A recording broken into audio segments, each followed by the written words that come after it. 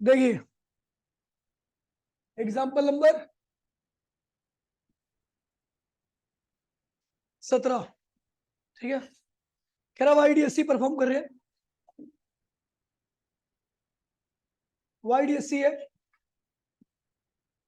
Fringe width कितनी है 2.4 into 10⁻⁻⁴ metre, है ना।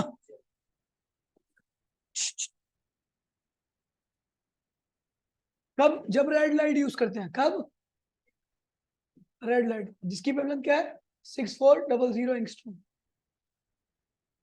कह रहा भैया जब वॉयलेट लाया ब्लू लाइट यूज करेंगे तो विड्थ बताइए कितनी होगी। वेवलेंथ ऑफ ब्लू लाइट क्या रखिए, क्या रखिए 4000 एंगस्ट्रॉम, ठीक है। तो आपने पता कैपिटल डी और स्मॉल डी क्या है, कांस्टेंट है, क्या है, दोनों केस में नहीं चेंज होगा, ना इस वाले केस में और ना इस वाले केस में। सो हम कह देंगे बीटा अपॉन में लैम्डा कांस्टेंट, यही तो होगा। मैंने कैपिटल डी और लैम्डा कांस्टेंट ये यूज किया था, ठीक है। यानी बीटा 1 अपॉन में लैम्डा 1 इक्वल्स टू में बीटा 2 अपॉन में लैम्डा 2, ठीक है। अब ये क्या है, रेड है, रेड है, ये क्या है भैया ब्लू, ये भी क्या है ब्लू। अपने को निकालना क्या है, ये निकालना है बीटा ऑफ ब्लू, कर लोगे, हो जाएगा, आसान क्वेश्चन। लेकिन ये दिल्ली में भी आया था इसलिए करा रहा हूं, ठीक है। हटाऊं,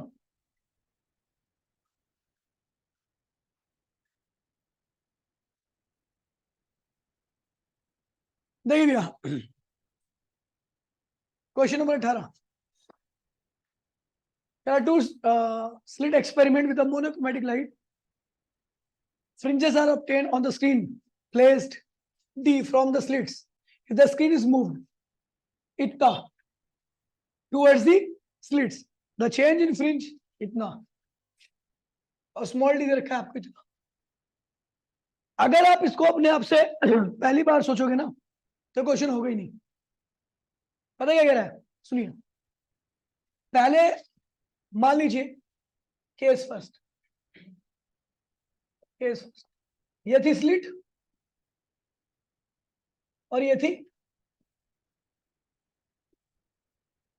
स्क्रीन, इनके बीच में दूरी कितनी है D1, क्या है।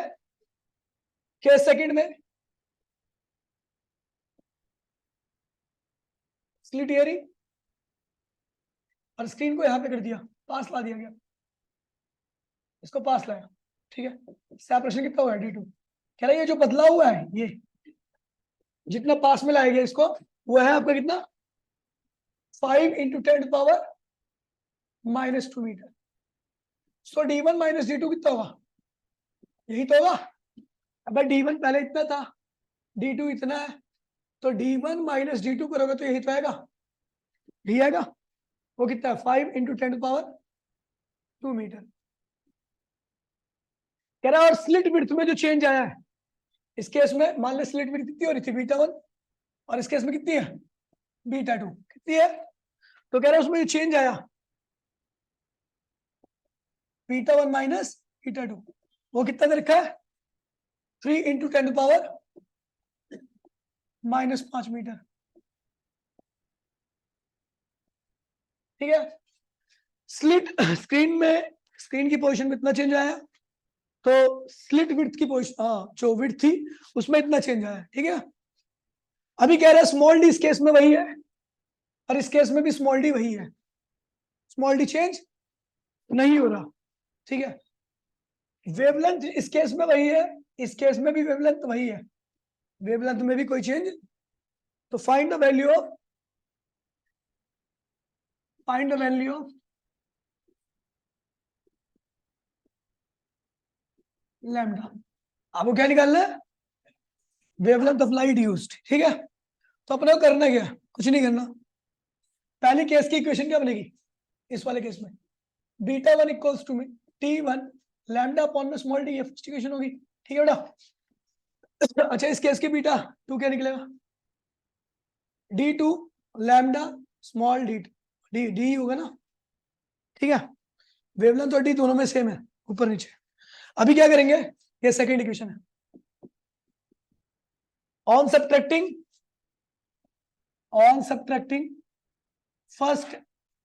फर्स्ट बाय सेकंड, तो क्या होगा, d1 माइनस d2, कोई दिक्कत तो नहीं है? ओ सॉरी, β1 माइनस β2 है ना, इस एक पहले और दूसरे को माइनस करो तो β1 माइनस β2, लैम्डा और स्मॉल डी दोनों में कॉमन आएगा, क्या होगा, d1 माइनस d2। अब β1 माइनस β2 की वैल्यू कितनी रखी है, ये रही, d1 माइनस d2 की वैल्यू कितनी रखी है, ये रखिए, और लैम्डा अपने को निकालना है, स्मॉल डी कितना रखा है, एंड स्मॉल डी रखा है आपको 10 की पावर -3 मीटर। कर लोगे, हो जाएगा। आसान क्वेश्चन है बहुत ज्यादा, बढ़िया क्वेश्चन, लेकिन दिमाग यूज होगा इसमें, अपने आप से नहीं कर पाते आप, समझ गए?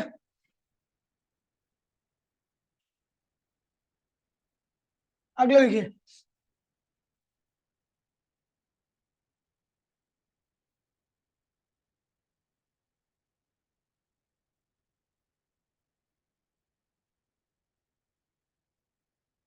देखिए ये वाला क्वेश्चन, ये उससे आसान है।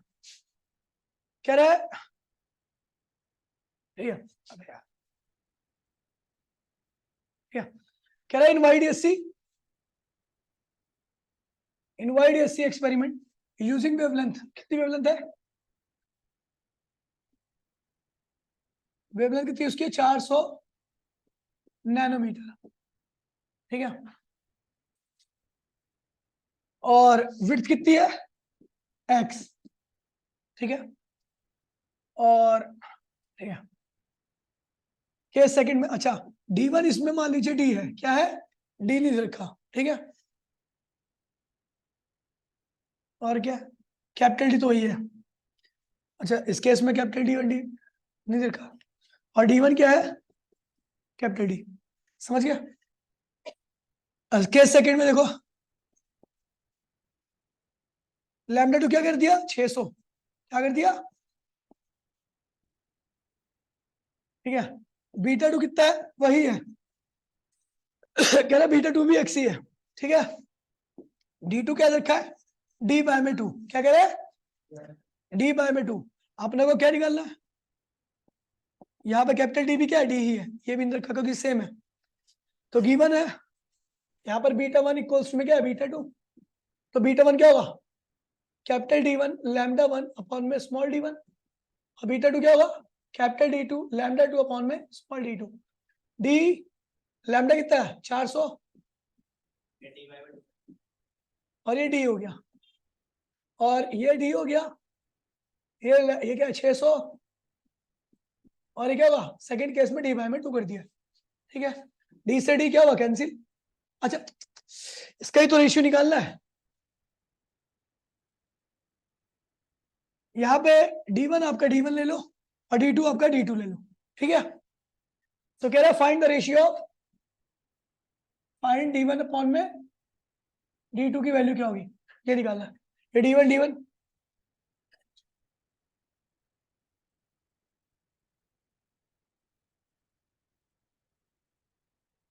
ठीक है, तो ये हो जाएगा आपका d1 अपॉन में d2, और ये उधर आएगा तो लैम्डा 2 और d2, और ये उल्टा जाएगा d1 अपॉन में लैम्डा 2, तो d1 अपॉन में d2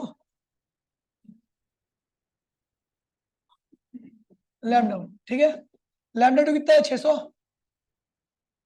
ये क्या है, d2 क्या है, d बाय में 2, वो 2 यहाँ पे आ गया, ये d बाय में 2 है, d2 जो है d बाय में 2 है, तो उसके 2 मैंने ऊपर लगा दिया, ये d है, और ये क्या है, 400, ठीक है, d से d कैंसिल हो गया, ये 3 बार गया, तो d1 अपॉन में d2 की वैल्यू क्या गई, 3/1, हो गया, अच्छा क्वेश्चन, ठीक है, अगला क्या कह रहा है,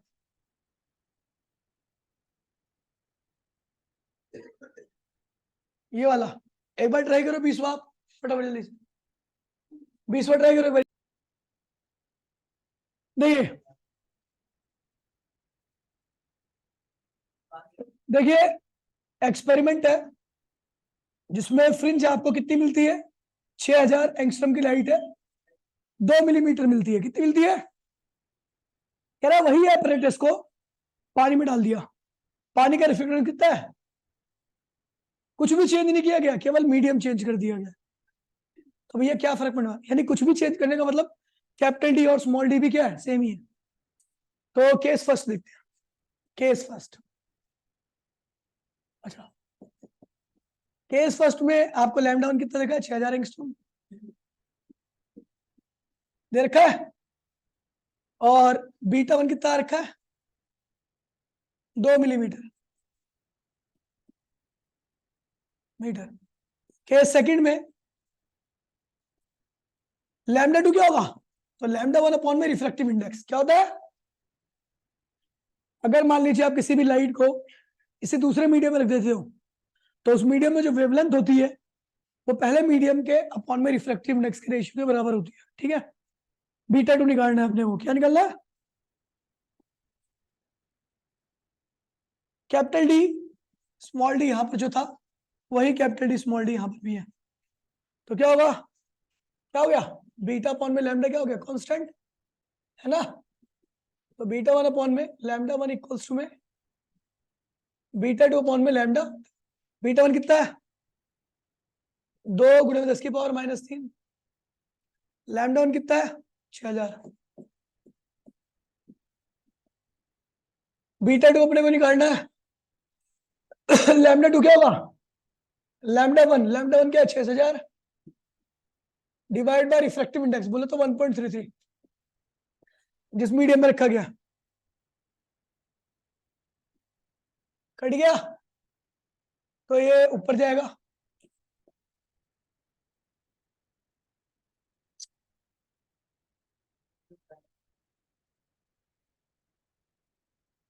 one point three beta two क्या आ गया, 2 × 10⁻³ 1.33 आ गया। गलत किया था, फिर कैसे नहीं आया, चलो शाबाश, हो गया भाई। चलो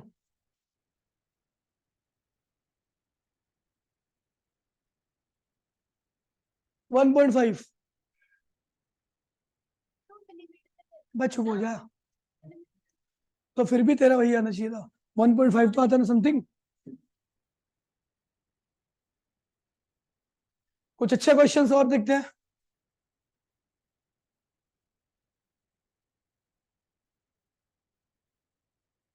देख रहे राजू, गोरा है रे तू उसमें,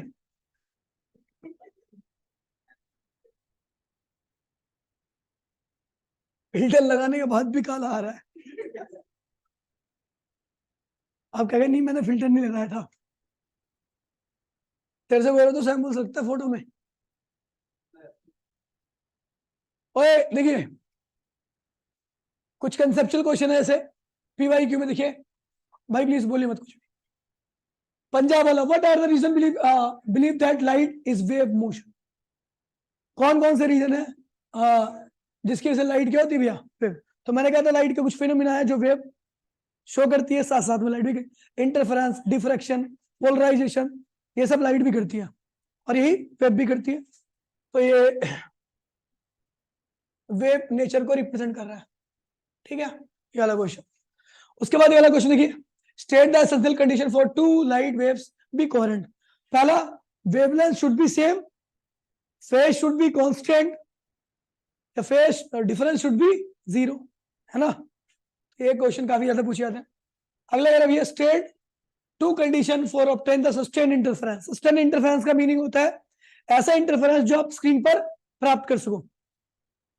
तो light should be monochromatic, light should be white, ज्यादा सॉरी हम मोनोक्रोमेटिक होगी तो क्या, ठीक है।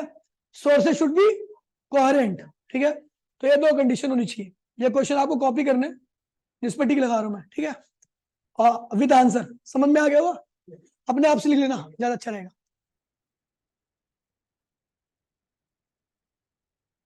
आगे देखिए, Light waves enters from the air to glass. How will be following be affected? Energy remains same. Wave optics में एनर्जी होता है E इक्वल्स टू में एच न्यू. देखो वैसे तो पार्टिकल नेचर का बता रहा हूँ, उसके हिसाब से सेम रहेगा क्योंकि फ्रीक्वेंसी कभी चेंज नहीं होती. तो फ्रीक्वेंसी क्या होती है, एनर्जी क्या होती है, E इक्वल्स टू में एच न्यू. फ्रीक्वेंसी सेम है तो एनर्जी भी सेम होनी चाहिए.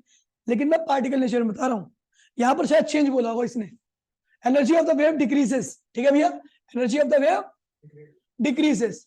ठीक है, पार्ट ऑफ द वेव. हाँ कह रहा है भैया जब किसी चीज पर गिरेगी ना वेव तो उसका कुछ पार्ट क्या होता है, रिफ्लेक्ट कर दिया जाता है. रिफ्लेक्ट कर दिया जाएगा तो उसकी इंटेंसिटी क्या होगी, कम हो जाएगी. कम हो जाने पर मैंने बताया था आपको इंटेंसिटी का मीनिंग क्या होता है वेव में, एनर्जी. परसों ही बताया था मैंने, इंटेंसिटी का मीनिंग क्या होता है, एनर्जी. अब लाइट का कुछ पार्ट अगर रिफ्लेक्ट कर दिया जाएगा, एक पार्ट तो अंदर चला गया, कुछ पार्ट रिफ्लेक्ट कर दिया, तो लाइट की इंटेंसिटी क्या होगी, कम हो जाएगी. उसकी एनर्जी भी क्या होगी, कम हो जाएगी. तू समझा है. अगला कह रहा frequency. Frequency remain same, frequency में कोई चेंज नहीं आएगा. अच्छा question, question number 9. When monochromatic light travels from the one medium to another medium, its wavelength change, but frequency remains same. Explain. कह रहा भैया जब लाइट आपकी एक मीडियम से दूसरे मीडियम में चलती है तो फ्रीक्वेंसी चेंज हो जाती है, वेवलेंथ चेंज हो जाती है लेकिन फ्रीक्वेंसी चेंज नहीं होती. तो भैया देखिए क्यों, क्योंकि हम जानते हैं भैया लाइट जो होती है we know c equals to में लैम्डा न्यू होता है, लैम्डा एफ. तो हम जानते हैं भैया जैसे दूसरे मीडियम में गया, दूसरे मीडियम में आता हूं तो क्या होता है भैया, स्पीड चेंज हो जाती है. अब ये क्या है, कांस्टेंट. क्या है ये, इसमें कोई चेंज आने वाला, ये क्या होगा, फिर ये चेंज आएगा. यही लिखा हुआ है frequency is characters of the source. Frequency क्या होती है, सोर्स का कैरेक्टर होती है जहां से निकलती है. Wavelength is character of the medium. Wavelength किस पे डिपेंड करती है, मीडियम पे. When light travels from one medium to another medium, speed change. Speed क्या होती है, चेंज नहीं, हाँ चेंज हो जाती है. मतलब हम बढ़ा भी और घटा दोनों से बोल रहे हैं चेंज के साथ. ठीक है, तो इसकी वेवलेंथ को क्या होता है, चेंज होना पड़ता है. समझ गया. अगला, why are current source be necessary produce the sustained interference. तो ये करंट सोर्स की आवश्यकता क्यों पड़ती है, क्योंकि अगर करंट सोर्स नहीं रहेगा तो वेव्स के बीच का फेज डिफरेंस क्या होगा, लगातार बदलता रहेगा. करंट सोर्स होने की वजह से ही दोनों वेव्स के बीच का फेज डिफरेंस क्या रहता है, कांस्टेंट रहता है. अगर करंट नहीं होगा तो फेज लगातार क्या होगा, बदलेगा. और बदलेगा, फेज वेरिएबल रहेगा. कहां से, 0 से लेकर 2 पाई. फेज मतलब एंगल होता है, कहां से कहां पे बदलता है वो, 0 से लेके, पहले 0 से 1 डिग्री, 2 डिग्री, 3 डिग्री, 4 डिग्री, कहां तक बदलेगा, 360 तक. फिर उसके बाद खुद को रिपीट करेगा. ये वेरिएशन लगातार चलती रहेगी. और कॉस की जो एवरेज वैल्यू आती है 0 से लेकर 2 पाई के बीच में, वो होती है 0. और जब कॉस 0 जाएगा तो आपको पता है, मैंने एक फॉर्मूला लिखा था क्या, आई इक्वल्स टू में I1 plus I2 equals to में 2√I1 I2 कॉस थीटा. जब कॉस थीटा 0 जाएगा तो वाली टर्म क्या होगी, 0 जाएगी. जब ये टर्म 0 आती है ना तो इसका मतलब वहां पर इंटरफेरेंस नहीं हुआ. समझ गए. तो सस्टेन करंट सोर्स इसलिए होना जरूरी है ताकि इंटरफेरेंस फैक्टर 0 ना हो, ना हो. अगर, समझ गया, मेरी बात समझ गए ना.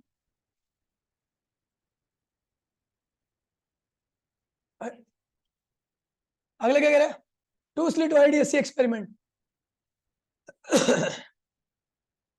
ठीक है, कह रहा भैया दो वाईडीएससी एक्सपेरिमेंट में 2 स्लिट है जो 2 अलग-अलग लैंप से निकलती है लाइट, वहां से कराया जा रहा है. तो क्या यहाँ पर इंटरफेरेंस होगा, नहीं.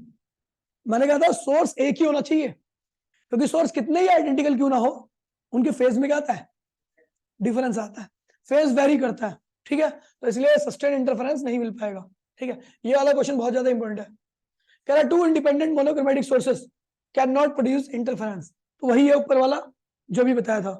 2 अलग-अलग सोर्स के बीच में हमेशा फेज क्या होता है, बदलता रहता है. और जहां फेज बदलता रहता है वहां पर आपको सस्टेन इंटरफेरेंस नहीं मिल सकता. एक बहुत इंपॉर्टेंट क्वेश्चन है, उस पर आ रहा हूं मैं. ठीक है, अब ये सारे क्वेश्चंस तो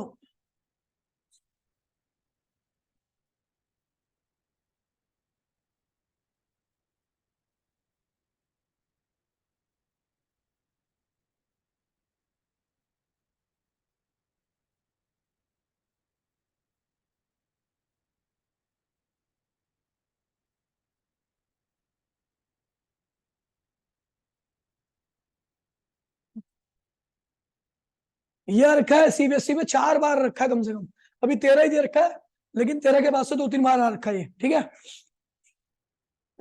ये वाला क्वेश्चन और इसका क्वेश्चन,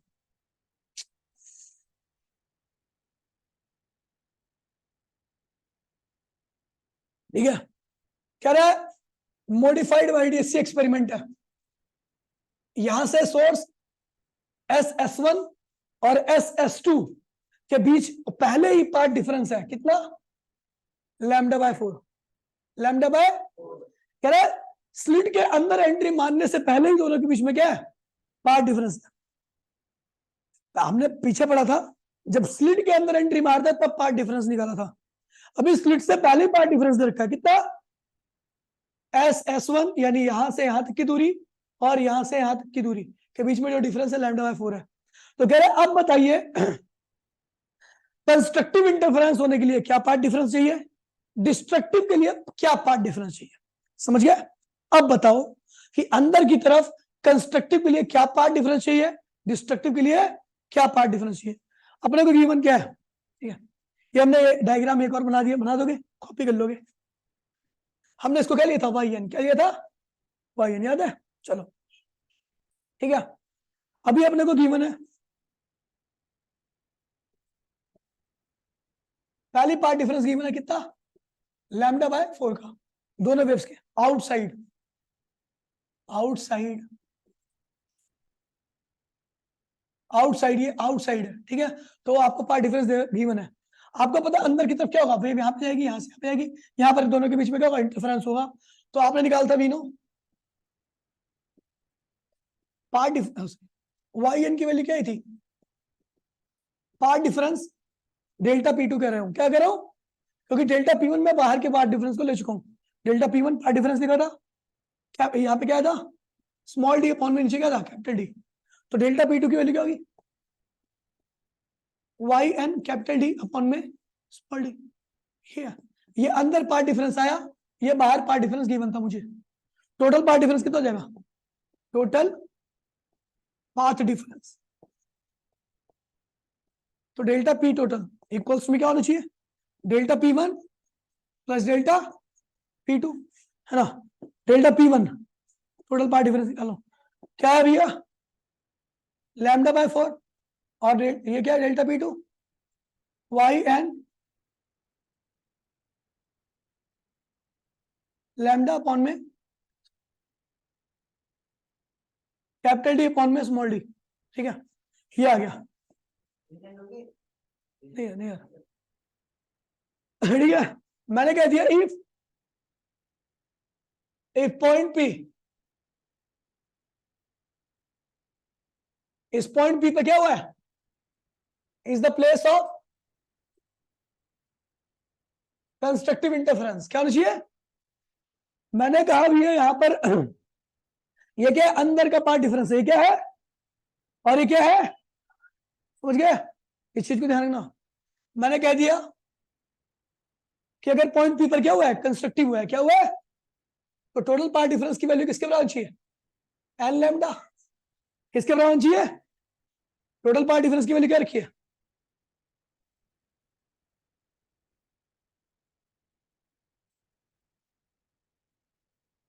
N लैम्डा, तो YN स्मॉल डी ये अंदर का पार्ट डिफरेंस है, इनसाइड, इनसाइड मतलब यहां का, ठीक है। L lambda minus lambda upon में 4, तो यही निकालना मुझे अंदर का पार्ट डिफरेंस, ठीक है। वो क्या है, लैम्डा कॉमन ले लो, क्या हुआ, N-1/4, मतलब अगर मुझे कंस्ट्रक्टिव चाहिए, हाँ भाई, हेलो, सेम टू यू भाई, सेम टू यू, घर यहीं पे हुई हूँ इंस्टीट्यूट पे, ठीक है भाई। तो ये होना चाहिए पार्ट डिफरेंस, समझ गया, अगर मुझे कंस्ट्रक्टिव चाहिए तो ये चाहिए पार्ट डिफरेंस, ठीक है, कोई दिक्कत तो नहीं है। अब डिस्ट्रक्टिव के लिए क्या होगा, if point P is the place of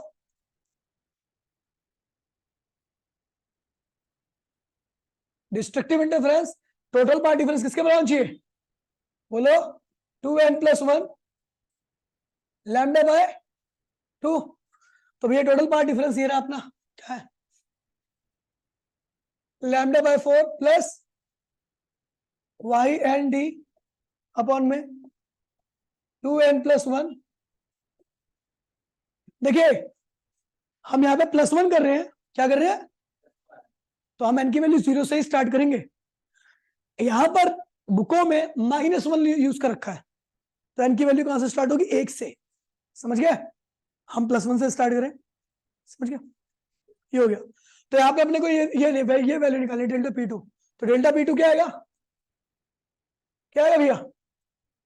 2n+1 lambda by 2 minus lambda by 4। तो ये क्या आएगा? लैम्डा कॉमन ले लो, क्या आएगा? 2n+1 बाय में 2 माइनस 1 बाय में 4। ये डेल्टा P2 हो गया। मतलब दोनों वेव के बीच में पार्ट डिफरेंस इतना होगा तब डिस्ट्रक्टिव होगा अंदर की तरफ, और दोनों वेव के बीच में पार्ट डिफरेंस इतना होगा तो अंदर की तरफ, ठीक है, तो कंस्ट्रक्टिव होगा। समझ गए? फिर उसके बाद बोला विड्थ निकालो, क्या निकालो? समझ में आ गई? अब विड्थ निकालने के लिए बोला बीटा। तो बीटा क्या होता है? Difference of the two consecutive. तो भैया यहां से हम क्या करेंगे, सुन लीजिए, यहां से पहले y1 निकालोगे, y1 फिर y2, दोनों को माइनस करोगे, y2 माइनस y1। यहां से इसे सॉल्व करना है अभी आपको। तो यहां से y1 निकालोगे, y2 निकालोगे। ये हम y1 किसका निकाल रहे हैं? कंस्ट्रक्टिव का।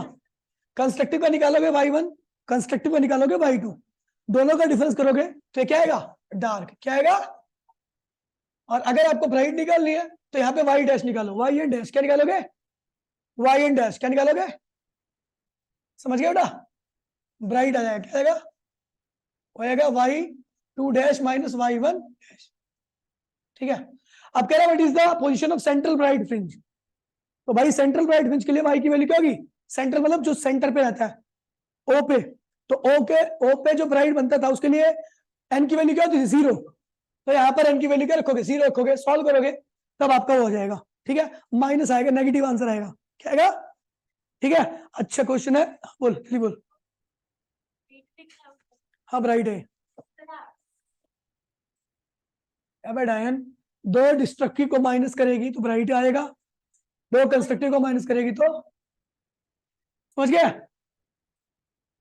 दोनों सेम ही आएंगे। ठीक है, देखने माइनस आना चाहिए बच्चे। समझ गया क्वेश्चन? ये 5 नंबर का क्वेश्चन आया था 2020 में, 5 नंबर का। इस चैप्टर से कुछ और नहीं आते, ये आया था हाँ बोर्ड में, बोर्ड पेपर में। और ये कर भी नहीं पाते आप, इसको देख के ही आपके हाथ पैर फूल जाते। क्या होगी? नहीं होने का सरेंडर। कितना आसान क्वेश्चन है, कुछ भी नहीं है, रटा रटा कंसेप्ट है। ठीक है, एक बार चेक कर लेते हैं कितना है इसका। हाँ, एन की वैल्यू 0 रखोगे ना, यहाँ पर वो आएगा। चलो ठीक है भैया।